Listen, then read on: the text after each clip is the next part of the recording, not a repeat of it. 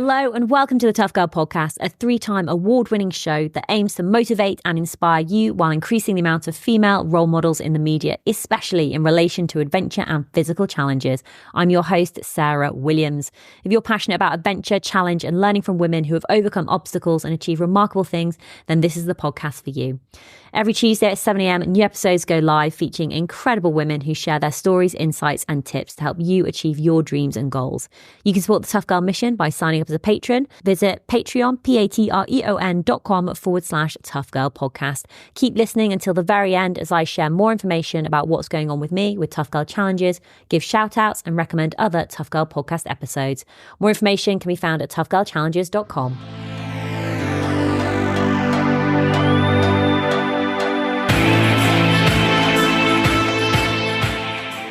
I'm Shafeeqah Gordon, also known as Chef, I guess, and I'm from Cape Town, born and bred. I'm a trail runner, mountain guide, community leader. I've been running for the past 10 years. I'm doing trails all over Cape Town and South Africa.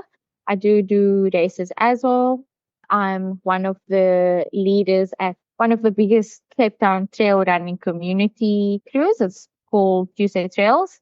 Basically a group run that happens every Tuesday, come rain or shine. Before I became a runner, I was actually a netball player. So I come from a sporting background. When it comes to my family, no, they're not outdoorsy. They hate camping. They hate like hiking and all of that. I'm completely different. It's only in my university days where I actually saw, there's more to life, and that's when I started getting into the outdoors, and I actually injured myself badly at netball. And when I was getting my fitness back up and after all my rehab, I started training with cross country athletes, but it was purely just for the sake of rehabbing my knee, getting fit again. And yeah, I started training with the cross country athletes, and then I never went back to netball. And yeah, I was actually never interested in doing athletics and doing running. It was purely in my adult life where I found running and I thought, oh, this is actually fun, like my feet can take me to beautiful, beautiful places and seeing what's out there. When did running really become a part of your daily life and you're like, actually, yes, I need to do this. I want to do this. I get so much fun and enjoyment from it. It's like when I started running, I was totally hooked, like I started training with the cross country athletes at university, and there was this sense of community, like, like every week we'll pitch up for practice and we'll train together. It was really hard in the beginning. And even now, running is still like sometimes it's not always easy, like there's a lot of times where I feel like, oh my goodness, do I really need to go run? Oh my word, like this run feels so terrible, but I'm just going to get it done. And there's not been one run that I regret. I mean, I've been running for the past 10 years and I can't think of any run that where I was like, flip, I wish I hadn't gone to run. What would you say is the difference between sort of doing like cross country running and running with like the cross country team and then doing trail running and running on the trails? Cross country it's a lot faster and not as technical and shorter, but it's a good base for trail running. And me as a runner, I prefer like technical trails over the cross country fast running.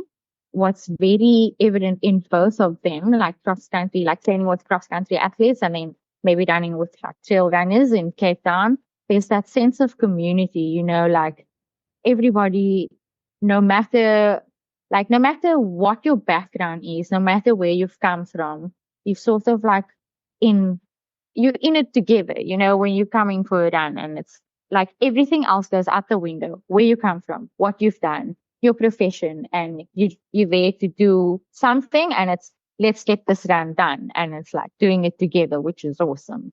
So it says in your Instagram profile that you're a mountain guide, an outdoor educator and a sports scientist. Can you tell me a little bit more about the sports scientist side? So I've got a degree in sports science. That's basically what I studied, and that entails. So I specialize in strength and conditioning for running and strength and conditioning for netball, both of my passions, and basically just training people on like what to do best to achieve like a certain goal. And I've recently just started coaching runners as well. So basically structuring the program for them, what works best for them, helping them achieve their goals. So that's sort of like the sports science side. In terms of my mountain guiding, I've been guiding now for the past, let's say since 2019, and I've been guiding all over Cape Town. We've also recently just started our own hiking business, specializing in multi-day tours, showing people what's out there. Yeah, so that's basically the mountain guiding side.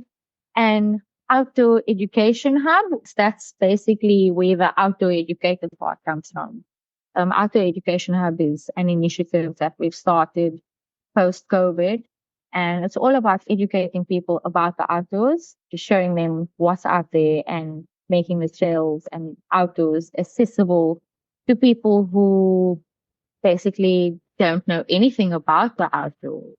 And so after you graduated university, did you go straight into into the mountain guiding and the running and the coaching and the strength and conditioning? So have you always been, I suppose, in this world?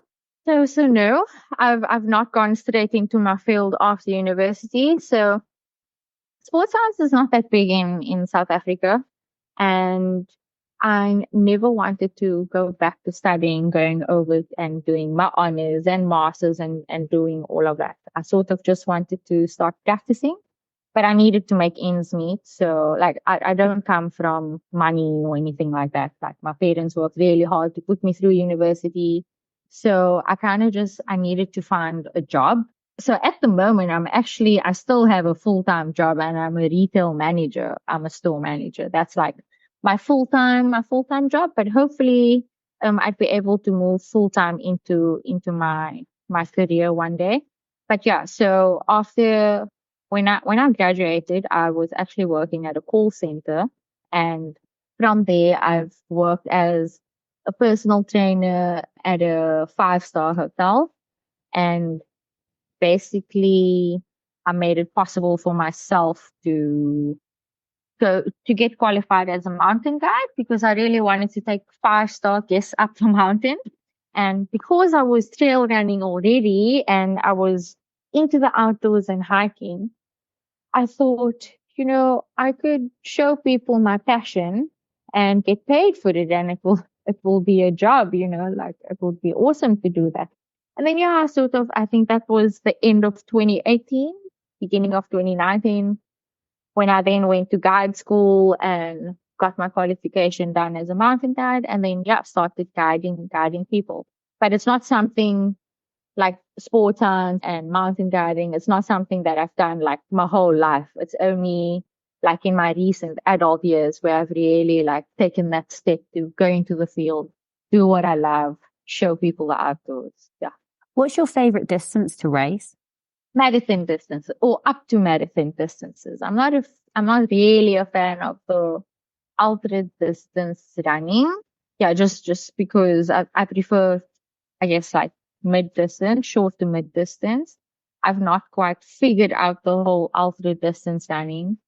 So up to 42 kilometers, I think that's the sweet spot, but only trail. And only trail, so not road Yeah. distance. No, I just like I know that I do have to run on the road, like to do like get some speed work done and all of that. And I do sometimes run on the road, but not always. But I understand it's important to run on the road as well, and the road keeps us honest. But I would race trail. Nice. So let's talk about some of the different races that you've done. I think this is quite a famous race, the Cape Town Sky Race.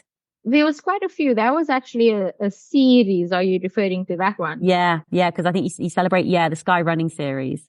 I've been so sad this year when they said that there won't be a skyrunning series, but that was basically a series of I think 4 races, and it was short distance up to it was like 25 kilometers, and it's basically on technical trails, and it's just you go all out from the beginning, and it was really great, and it was you basically racing every 2 weeks, so it was quite tough to do races like every 2 weeks in such a short time frame, but it was awesome. I was really bummed that it wasn't happening this year, but hopefully next year it will happen again. There was one in Cape Town. There was one in a little town called Robertson. It's about an hour and a half drive from Cape Town. There was one in Greyton, also an hour and a half from Cape Town. Yeah, that was kind. Oh, and then one in Montreal, which is basically just outside of Cape Town, about an hour's drive. But yeah, that was an awesome series. Yeah. When you mentioned like, one of the things that you prefer is like the technical trails and stuff. How do you train for technical trails? Like, are you doing anything specific to either help you with the climbing or the downhill, like to navigate that terrain?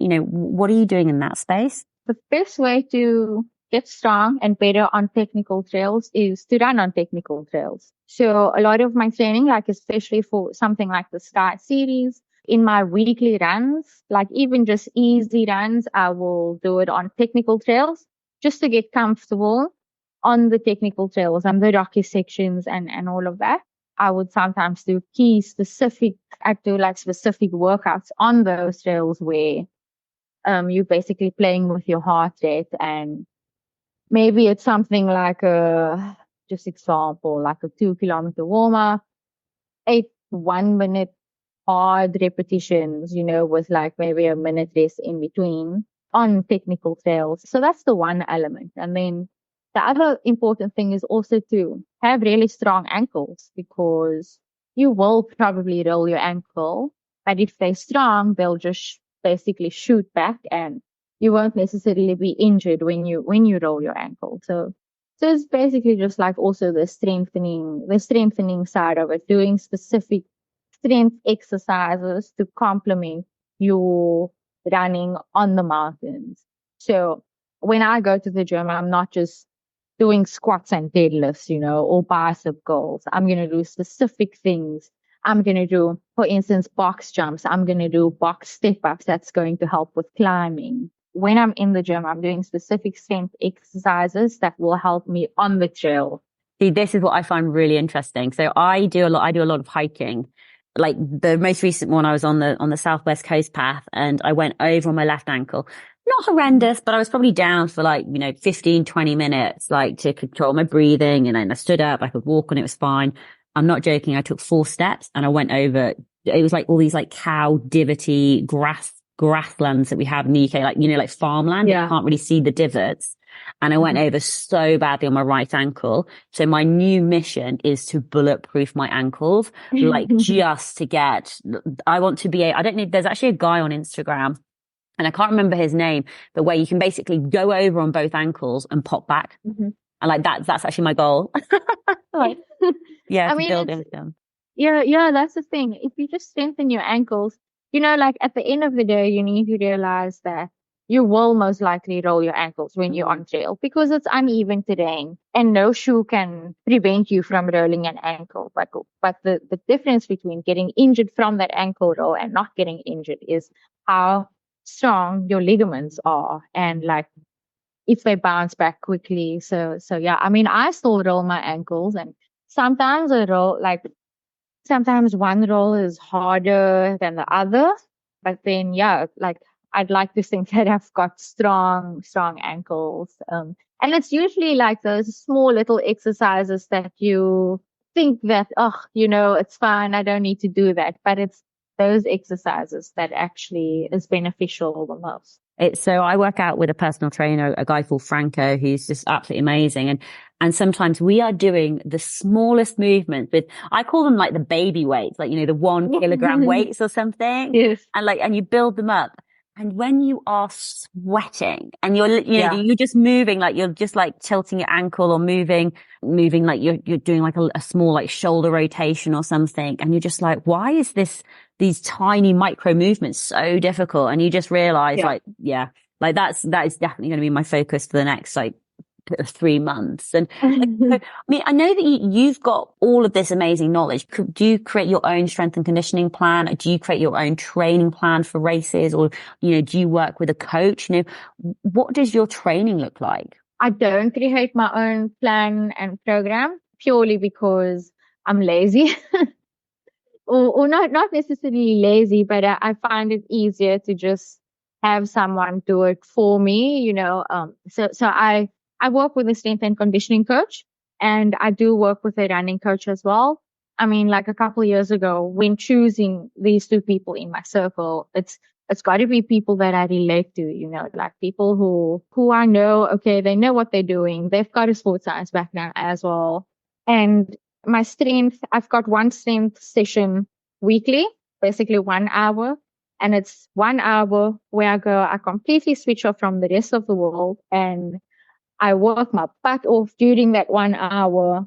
I trust, I trust my strength and conditioning coach. I trust his knowledge and I know he knows what he's doing. And yeah, I go there. I don't think about anything else. I sort of prefer not having to structure my own thing and just going to someone. Then I do have a running coach who I've worked with for the past 3 years. He knows my lifestyle. He knows I work in retail.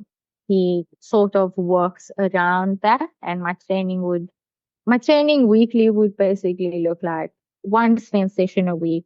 And I will run about 5 to 6 days in a 7 day week. It would be different runs. Like I'd maybe have one easy run, which is like an hour's run and it would be with Tuesday trails. I'd have one hard session, maybe another easy run, and then I'll usually have long runs on a weekend, but I will incorporate hiking into the weekend as well. So yeah, that's sort of what my weekly program looks like. What's your favorite training session? Are you like, I'm all for the hill sprints, or are you like the long, easy runs are like my favorite?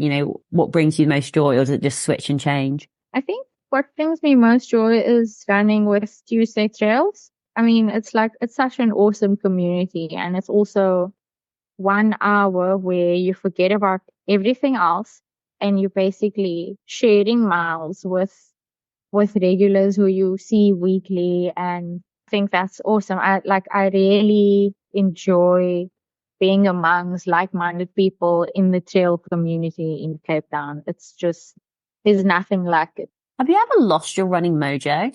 When you ever, especially so it's coming into winter here in the UK, and we've had like torrential rain coming down and it's a little bit miserable. And you mentioned earlier, come rain or shine that you'll go out, running, especially with Tuesday trails. But yeah, have you ever lost your mojo, your passion for running? And if so, how did you get it back?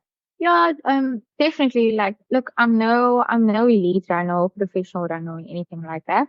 And I always try and stay true to myself. Like, sometimes I don't feel like running and then I just don't. I don't go run if I don't feel like it. But I do understand that if I'm training for a race, sometimes I've just got to get out there, even if I don't feel like it.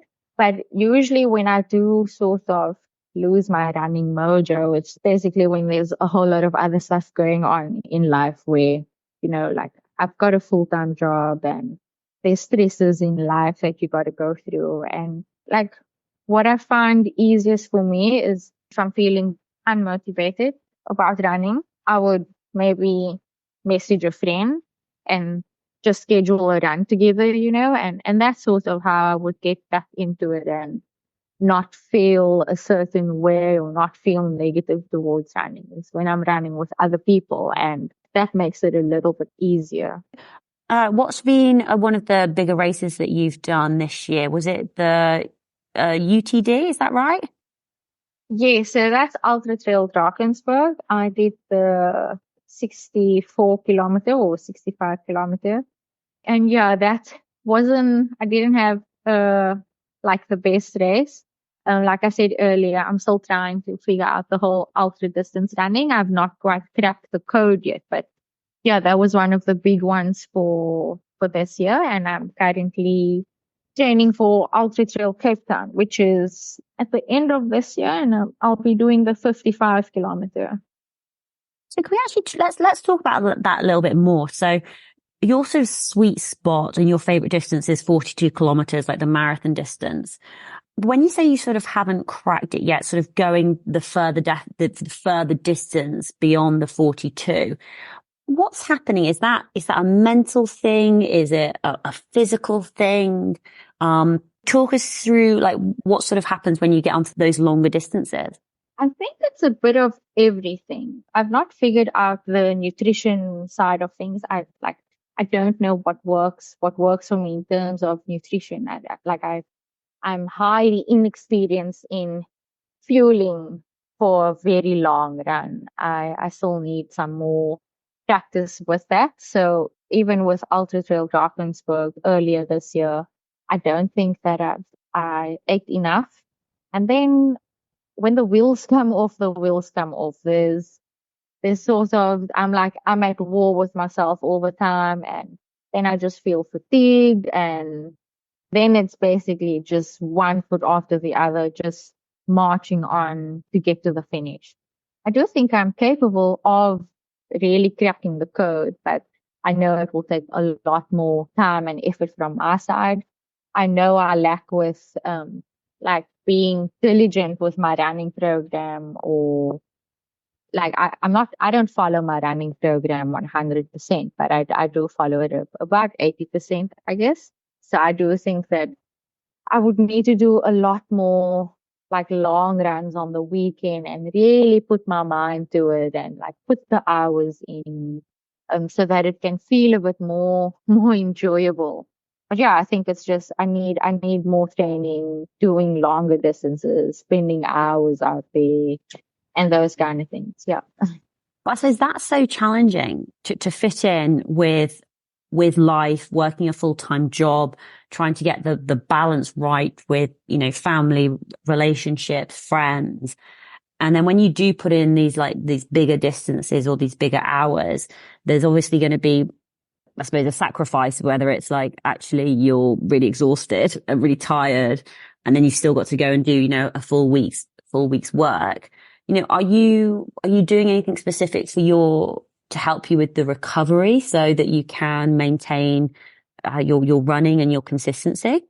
One thing about me, I try not to take running very seriously, like the be all and end all, like I like spending time with my mom. I like finishing a run before lunchtime on a Sunday and going to my mom and having lunch, and I also like sleeping late, like when I don't have to go to work.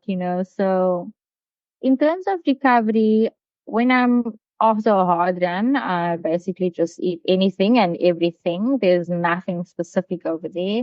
Yeah, I should probably be a little bit more strict when it comes to those kind of things. But I like having or let's say I don't like to have a very serious approach to running, because I never want to lose the joy of running. But I think this is why it's so great to speak to you, is to actually hear your view, because sometimes it doesn't have to be, following the running program 100% and putting all of the hours in, and you can't have any enjoyment, or you're so focused on, well, I've got to do this at this time. If I don't get my 9 hours sleep, and then I can't get up and do my run. It's like actually the balance has maybe swung too far the other way, and it can almost be too serious, but also doesn't take anything away from anybody who's like super, super serious and doing that thing. But it's really great to almost hear like, look, this is fun. This is enjoyment. This is getting outside, spending time in nature, and obviously like living where you live as well must be absolutely stunning. Exactly. So, I mean, I know a lot of people in my circle who's super focused on their running, they don't miss a day of training and all of that. And I mean, good for them. That's totally fine. And the, like, there's me, and that's just how I see running. And I do know that if one day I do want to, maybe I have like a specific goal for a race, or I want to do it in like a certain amount of hours and whatever. I do know that's going to take a lot to sacrifice. And so it's not like, when I maybe don't have a good race, I'm not bummed at myself and like, oh, like I didn't have such a good race. Like I know I haven't put in proper training, for instance, for example, or yeah. So I guess there's like different ways to look at it. And when I am training for something, I am like focused to a certain degree, but I do prioritize like family life and like doing other things. I do sometimes prioritize. You mentioned that you're training for the Ultra Trail Cape Town 55 kilometers. How is that going? Yeah, so I'd say that's going good. What helps is that Ultra Trail Cape Town has got these recce's where it's like a group run every couple weeks where they do certain parts of the route. So that's really helped in getting long runs done because it's like you're in a group and it's basically it's you're just spending time out there, which is awesome. But yeah, I'd say so good. Everything's going good so far. Do you have like a race strategy? Depends on if it's a goal race, for instance, like UTCT, I finished in 8:29 last year. So when we sit with the race strategy this year, it would probably be to beat my time of last year. And then we'll basically sit and discuss, okay, it's worth pushing here, it's worth slowing down there, taking my time there, like so there's always a race strategy. It just depends on if it's a goal race or not. If it's not a goal race, my coach would generally say, don't go out too hard in the beginning, but if you feel good afterwards, then you can push and just have fun. So yeah. Have you got a dream race that you'd like to do at some point in the future?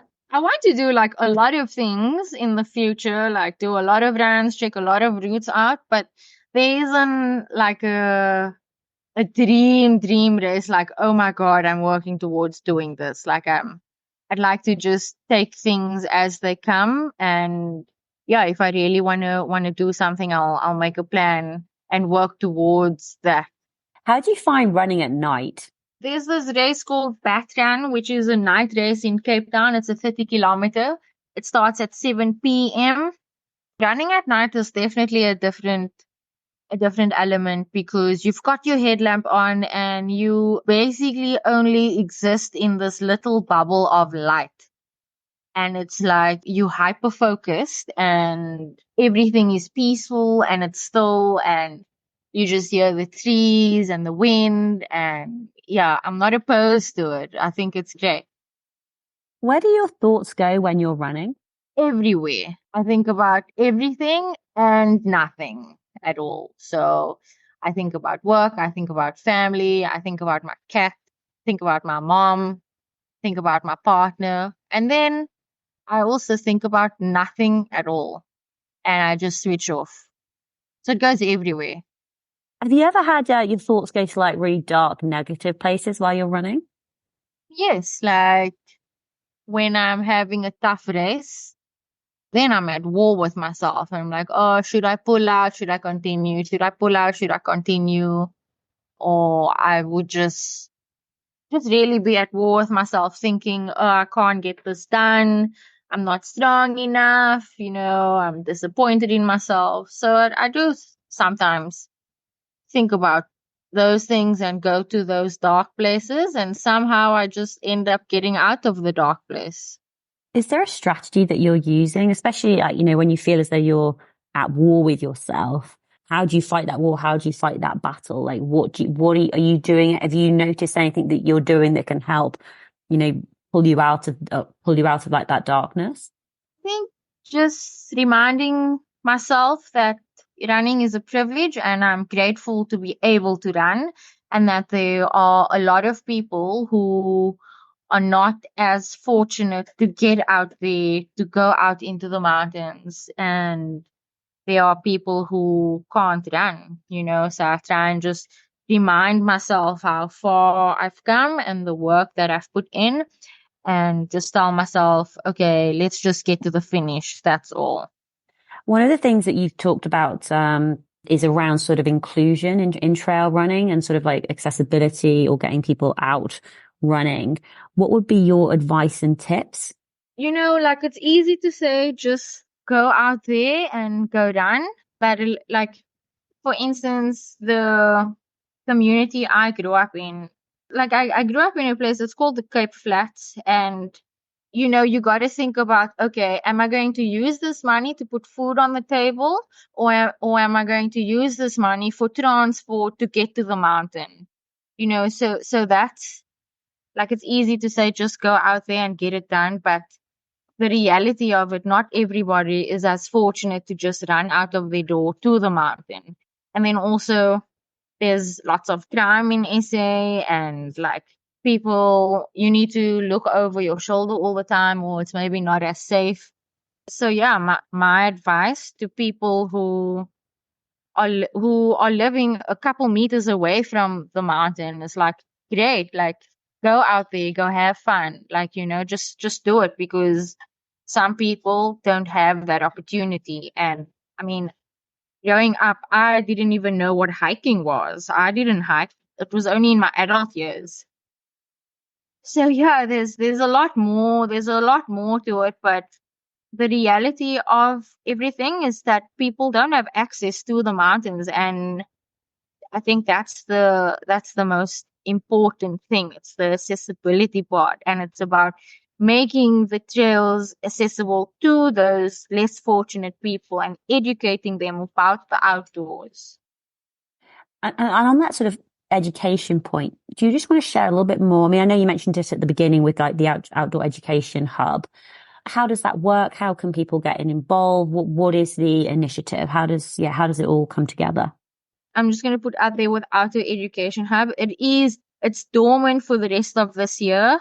We're just restructuring everything so people can just get in touch by messaging or direct messaging the Instagram page or sending me an email. But yeah, so there'll be workshops, regular workshops, where we'll basically set up a date and location and meet people on a trailhead, take them to like a certain spot, and we'll just educate them on the outdoors. And as you're hiking, teaching people about the outdoors, that's the one aspect. And then there'll also be, or there is, it's basically called a ladies outreach program, which is part of Outdoor Education Hub. And it's about making the outdoors accessible to young women from the Cape Flats. So we provide the transport, we provide like something to eat and cool drink, and the guides. Um, Basically provide that transport, show them like maybe hike for like do a 2 hour hike, doing those kind of things. And then yeah, just showing them and teaching them about the outdoors. So yeah, but it is being restructured, like how we're going to go about things. It's been dormant for the past couple of months. I've not had the capacity to actually put some proper thought into it, and it's not something that I just want to do half-heartedly, because it is dear to me, and it's how I want to give back to the community, especially the community I grew up in. Yeah. I love what you're doing for women, especially like, like sorting out the transport and the food and going out with a guide, and just they can be in a group, which is again, like it's building that community and, sharing the knowledge. Like that's fantastic. And so it's almost like watch this space in 2025. It will be out. It will be happening. But Shaf, where are you most active on social media? Where can people find out more information about you, connect with you, work with you as, as a mountain guide, and follow along with your future runs? I think I'm active mostly on my personal profile, which is Shafeeqah Gordon, and they'll be able to find me on Instagram. I think I'm most active over there. I will put the link in the show notes so that people can find you and follow along. But Shaf, I'd love for you to have, I suppose, final words of wisdom, final words of advice for other women who do want to get more active. They want to spend more time in the mountains. They want to get running. They want to take their running to the next level. They want to break through from that, that marathon distance to to taking it to the next sort of level in ultra running, what advice and tips would you have? But please don't say just do it. Anything else?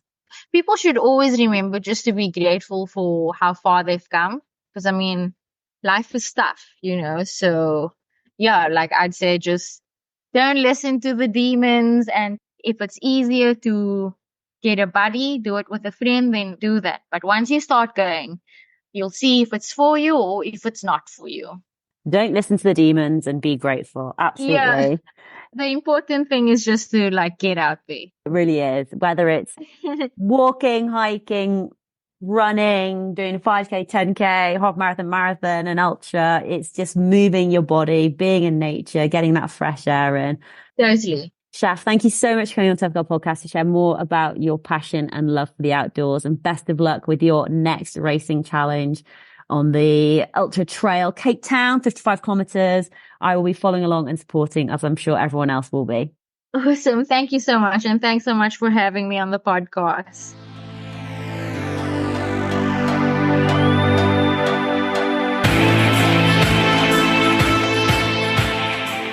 Hey Tribe, I really hope you enjoyed that episode with Shaf and it's inspired you to think about your next running challenge, whatever it may be.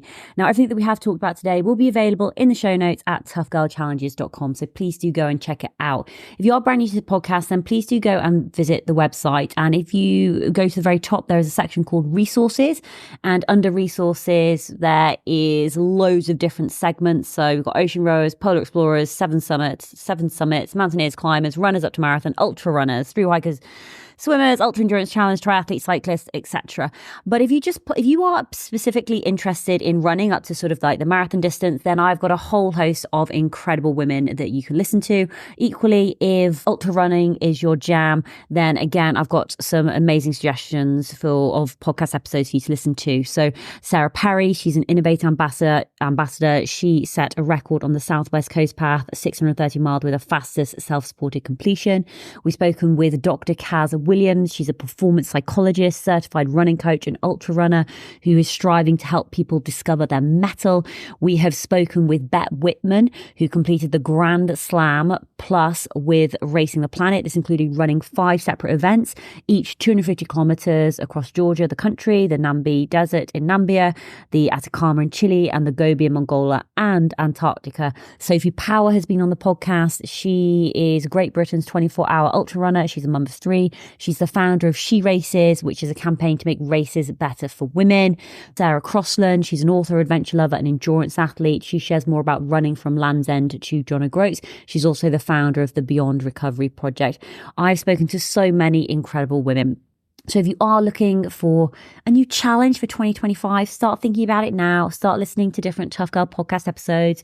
Get a pad of paper out. Start jotting down ideas. So whether it's doing a couch to 5K, whether it's signing up for a 5K, doing a park run, signing up for a 10K, a half marathon, a marathon, an ultra marathon, by the way, I'm just focusing on running. Obviously, if you want to do cycling, triathlons, whatever gets you really excited, but also scared at the same time, start making notes of it now. Start looking for what you're going to be going after in 2025, because 2025 is going to be coming around so quickly. I think it's less, well, actually, it's well less. I was about to say it's less than 100 days until the end of the year. It is well less than that.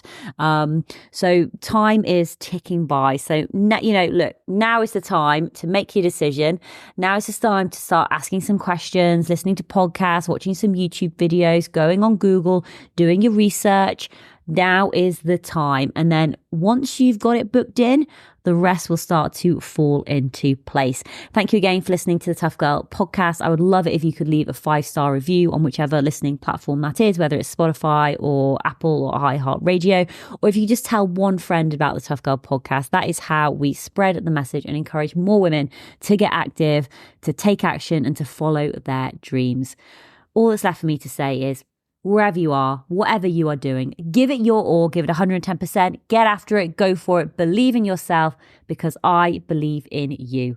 Take care, lots of love, and I'll speak to you soon. Bye.